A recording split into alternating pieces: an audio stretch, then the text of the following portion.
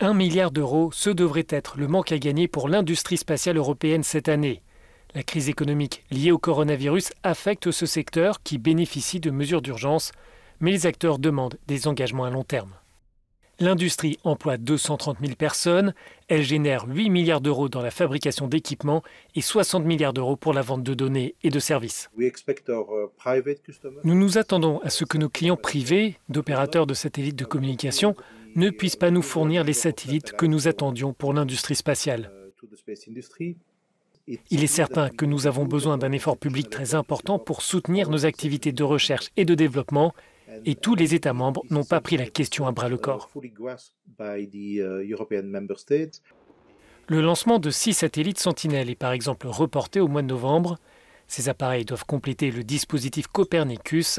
Ce programme européen d'observation de la Terre permet de contrôler l'atmosphère et la montée des mers. Dans ce domaine, l'Europe court derrière ses concurrents. La Chine compte 34 satellites, la Russie 21, les États-Unis 15 et l'Union 2. Les ministres européens en charge de la politique spatiale évoqueront vendredi le rôle que peut jouer l'industrie à travers ses données, ses technologies et ses services pour relancer l'économie.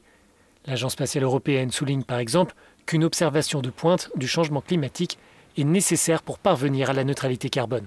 Il y a de nombreux pas à réaliser pour y parvenir, sur la pollution des usines, les industries, la circulation et bientôt l'agriculture, les forêts et d'autres secteurs qui subissent fortement cet impact. Les satellites observent ces changements, mais ils peuvent aussi aider les décideurs avec des informations pertinentes pour mettre en place les bonnes politiques. Des programmes comme Galileo génèrent de l'innovation dans des domaines comme le transport de marchandises, la médecine à distance ou encore la 5G.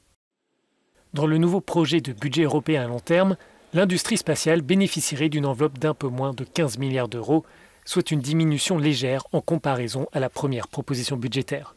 Mais le Parlement européen s'oppose à des coupes car ce secteur peut aider les PME. Ce sont des programmes importants qui ont besoin de financement car ils rapportent beaucoup à l'économie. Il en va de même pour la recherche dans le cadre du programme Horizon Europe. Je pense que ce sont principalement les PME, avec leur esprit d'innovation, qui utilisent ces données spatiales pour créer de nouveaux services qui peuvent être très utiles aux citoyens. L'Union européenne investit aussi dans un programme de défense et de sécurité. Il s'agit là de protéger les communications et la surveillance spatiale.